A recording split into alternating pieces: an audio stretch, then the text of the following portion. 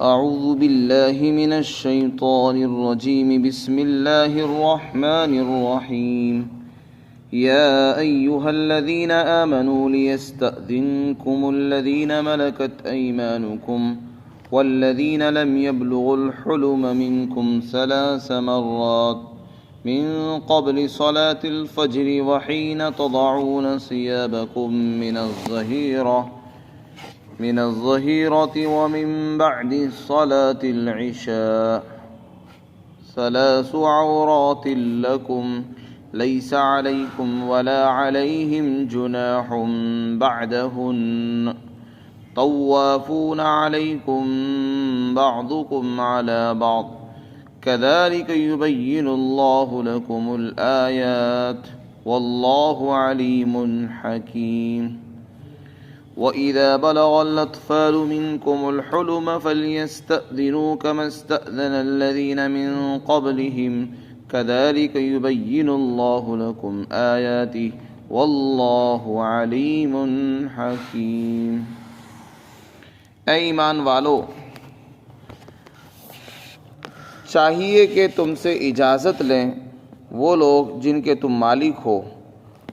یعنی تمہارے غلام اور باندیاں، اور وہ بچے جو تم میں سے ابھی بالغ نہیں ہوئے، ان کو چاہیے کہ وہ تم سے اجازت لیں 3 اوقات میں. ایک تو فجر کی نماز سے پہلے، اور دوسرے ظہر کی نماز دوپہر کے وقت جب کہ تم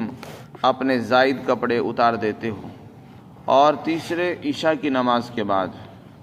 یہ 3 اوقات تمہارے پردے کے ہیں اور خلوت اور تنہائی کے ہیں، اور اس کے بعد تم پر اور اسی طرح ان کے اوپر کوئی گناہ نہیں ہے آنے جانے میں. یہ لوگ تم پر، ان میں سے ایک دوسرے پر آنے جانے والے لوگ ہیں، یہ آتے جاتے رہتے ہیں. اسی طرح اللہ تمہارے سامنے اپنی آیتیں کھول کھول کر بیان کرتا ہے، اور اللہ خوب جاننے والا ہے اور بڑا حکمت والا ہے. اور جب تم میں سے یہ بچے بالغ ہو جائیں تو پھر ان کو چاہیے کہ یہ اجازت لے کر آئیں، جیسا کہ اس سے پہلے انہوں نے اجازت لی. اسی طرح اللہ تمہارے سامنے اپنی آیتوں کو بیان کرتا ہے، اور اللہ علم والا ہے اور حکمت والا ہے. سورہ نور کے شروع میں اللہ تعالیٰ نے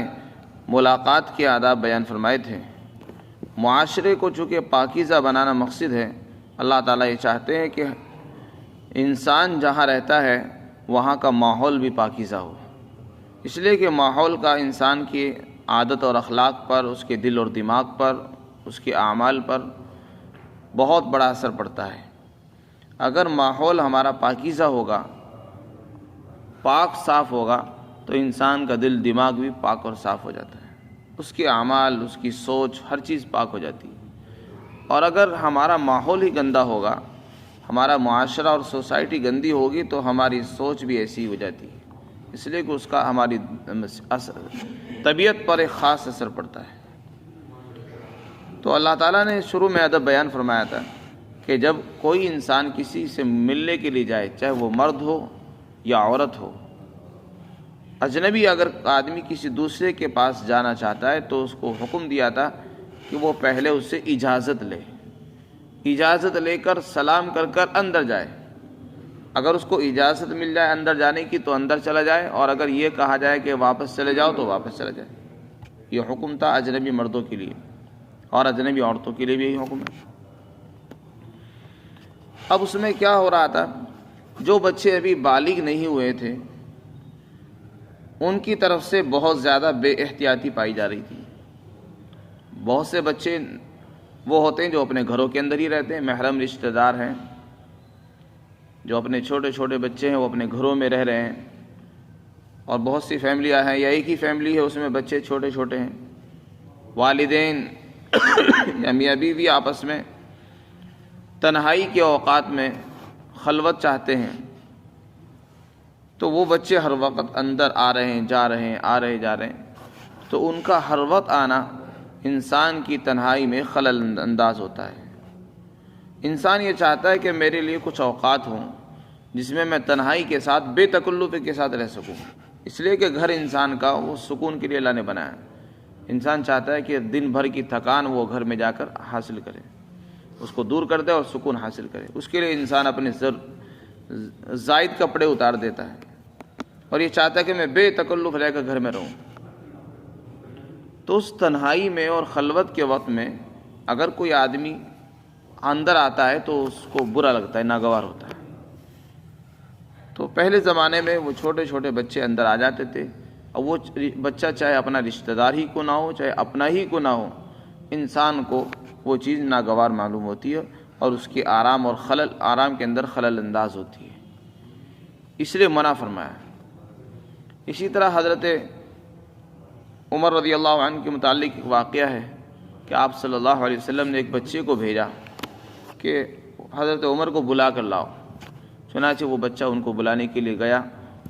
تو وہ اندر پہنچ گئے۔ آپ اس وقت خلوت میں تھے۔ جب وہ اندر پہنچا تو آپ کو اس کا آنا ناگوار ہو گزرا اور دل میں خیال آیا کہ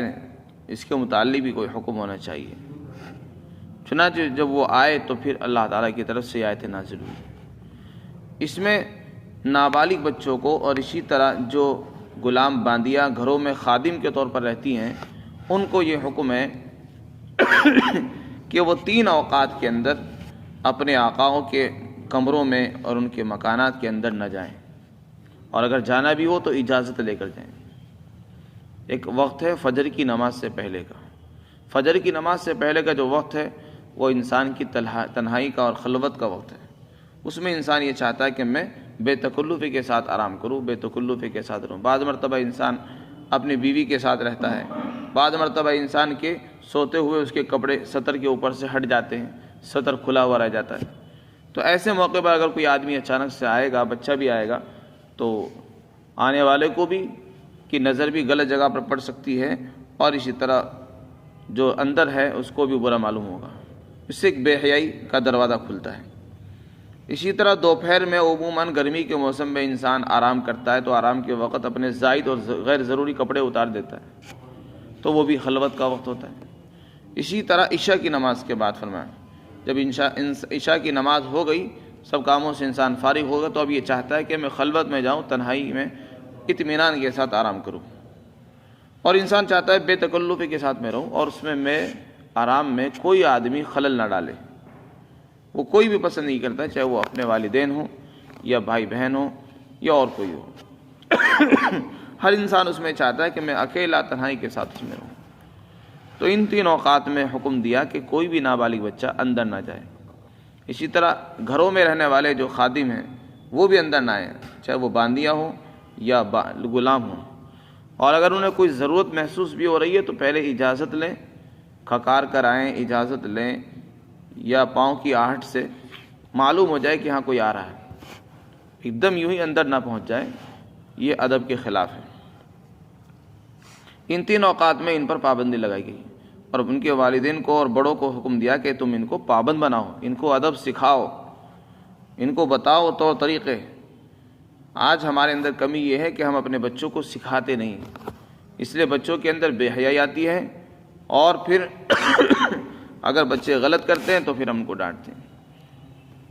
تو اس لیے والدین کو حکم ہے، ان کے سرپرستوں کو حکم دیا جا رہا ہے کہ اپنے بچوں کو سکھائیں کہ ان 3 اوقات میں کسی کے کمروں میں، کسی کے مکانات میں نہ جایا کریں، بلکہ بہتر تو یہ کہ نہ جائیں، اور اگر جانے کی ضرورت بھی ہو تو اجازت لے کر اندر جائیں۔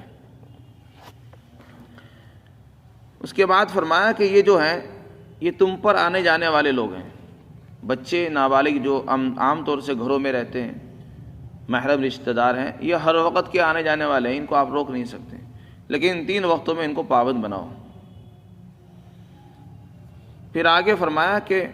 ان 3 اوقات کے علاوہ اگر یہ آنا جانا چاہیں تو جا سکتے ہیں، پھر ان کو بغیر اجازت کے بھی اندر آنے کی اجازت ہے،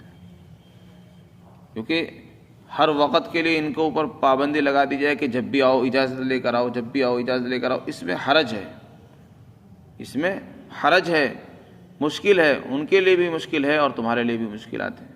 سرپرستوں کے لیے بھی دشواری ہوگی کہ وہ ہر وقت ان کو اجازت دیتے رہیں۔ تو اس لیے فرمایا کہ چونکہ ان 3 اوقات کے علاوہ عموماً انسان آرام نہیں کرتا، اور اپنے غیر ضروری کپڑے نہیں اتارتا، بلکہ انسان باشرہ ہو کر پردے کے ساتھ اور ستر کو چھپا کر انسان رہتا ہے، تو اس لیے ان 3 اوقات کے علاوہ اگر وہ آنا جانا چاہیں بغیر اجازت کے آ سکتے ہیں۔ پھر اس کے بعد ایک تیسرا حکم ارشاد فرمایا کہ جب یہ بچے بالغ ہو جائیں، ابھی تو یہ نابالغ تھے تو ان کو حکم یہ تھا کہ اجازت لے رہے تھے صرف 3 اوقات میں، اب یہی بچے جب کل کو بالغ ہوں گے، بڑے ہوں گے، تو اب ان کے اوپر مکمل طور پر پابندی ہے، اب یہ کسی بھی وقت نہیں آ سکتے، اب ان کو چاہیے کہ ہر وقت جب بھی آئیں تو اجازت لے کر آئیں، اپنے والدین کے کمرے میں بھی جائیں، والدہ کے کمرے میں جائیں، والد کے کمرے میں جائیں، یا بھائی کے کمرے میں جائیں، کسی بہن کے کمرے میں جائیں تو اجازت لے کر جائیں۔ جیسے پہلے اجازت لے کر آتے تھے، یہ مت سمجھیں کہ ہم تو پہلے تو یوں ہی چلے جاتے تھے اور اب ہمارے اوپر پابندی لگائی جا رہی، نہیں، اب ان کے اوپر پابندی ہے کہ اب ان کو چاہیے کہ اب اجازت لے کر جائیں گے۔ مقصد اس سے معاشرے کی اصلاح ہے اور آداب سکھانا مقصود ہے۔ گھروں کے بھی کچھ آداب ہوتے ہیں، لوگوں نے اس پر عمل کرنا چھوڑ دیا۔ حضرت ابن عباس فرماتے ہیں لوگوں نے اس پر عمل کرنا چھوڑ رکھا ہے، حالانکہ اس پر عمل کرنے سے انسان کے اخلاق سدھرتے ہیں، گھروں کا نظام درست ہوتا ہے۔ ہمارے گھروں کا نظام اس لیے درست نہیں ہے کیونکہ ہم گھروں کے آداب لوگوں کو نہیں سکھاتے، نہ اپنے بچوں کو سکھاتے ہیں، اور اگر ایک دم سے کسی کو بتایا جاتا ہے تو پھر اس کو برا معلوم ہوتا ہے۔ تو شروع سے ہی ایسا ماحول بنائیں، آداب سکھائیں تاکہ ان کو اسلامی احکامات برے محسوس نہ ہوں، حکمت کے ساتھ ان کو، نرمی کے ساتھ ان کو بٹھا کر سمجھانا چاہیے تاکہ اسلامی احکامات کو وہ قبول کر سکیں۔ اللہ تعالیٰ فرماتے ہیں اے ایمان والو، تمہارے ہاتھ جن کے مالک ہیں، یعنی تمہارے جو غلام باندیاں ہیں جو تمہاری ملکیت میں ہیں، اور اسی طرح تمہارے وہ بچے جو ابھی بالغ نہیں ہوئے، ان کو چاہیے کہ وہ تم سے اجازت لیں 3 اوقات کے اندر داخل ہونے کے لیے۔ ایک تو فجر کی نماز سے پہلے کا وقت ہے، دوسرے دوپہر کا وقت ہے جب کہ تم اپنے کپڑے اتار دیتے ہو، اور اسی طرح تیسرے عشاء کی نماز کے بعد کا وقت ہے۔ یہ 3 اوقات تمہارے پردے کے اوقات ہیں۔ اس میں قرآن نے اشارہ کر دیا کہ انسان اس میں 3 اوقات میں خلوت چاہتا ہے، تنہائی چاہتا ہے، اور پردے میں جانا چاہتا ہے، یہ چاہتا ہے کہ میں بے تکلفی کے ساتھ آرام کروں، بے تکلفی کے ساتھ اپنے گھر والوں کے ساتھ میں رہوں۔ لیس علیکم، پھر آگے فرمایا کہ ان 3 اوقات کے بعد پھر نہ تو تم پر کوئی گناہ ہوگا، نہ ہی ان بچوں پر اور ان باندیوں پر گناہ ہوگا آنے جانے میں، کیونکہ یہ تو آنے جانے والے لوگ ہیں، تم پر ہر وقت کے آنے جانے والے لوگ ہیں، ایک دوسرے پر آتے جاتے رہتے ہیں۔ اسی طرح اللہ تمہارے سامنے اپنی آیتیں کھول کھول کر بیان کرتا ہے، اور اللہ بڑے علم والے ہیں اور بہت حکمت والا ہے، یعنی اسے ہر چیز کا علم ہے کہ کس چیز کے اندر سستی کرنے سے کیا نقصان ہوتا ہے، اس کو معلوم ہے، اس لیے اس نے ایسے آداب ہمیں سکھائے۔ پھر آگے فرمایا اور جب یہ بچے، تم میں سے جو بچے ہیں، جب یہ بالغ ہو جائے تو پھر ان کو چاہیے کہ وہ اجازت لیں جیسا کہ اجازت لی تھی انہوں نے اس سے پہلے، بالغ ہونے سے پہلے جیسے انہوں نے اجازت لی، اس طرح اب اجازت لے کر اندر جائیں گے ہر وقت، اب ان کو اندر آنے کی اجازت نہیں ہے۔ اسی طرح اللہ تمہارے سامنے اپنے احکامات بیان کرتا ہے، اور اللہ بہت جاننے والا ہے اور بڑا حکمت والا ہے۔ اس پوری صورت کے اندر ہی اللہ نے بے شمار احکامات بیان کیے ہیں، جو انسان ان پر عمل کرتا ہے تو اس کی اصلاح ہوتی ہے اور معاشرے کی بھی اصلاح ہوتی ہے۔ اللہ تعالی ہم سب کے اندر تربیت اور اصلاح پیدا کرے۔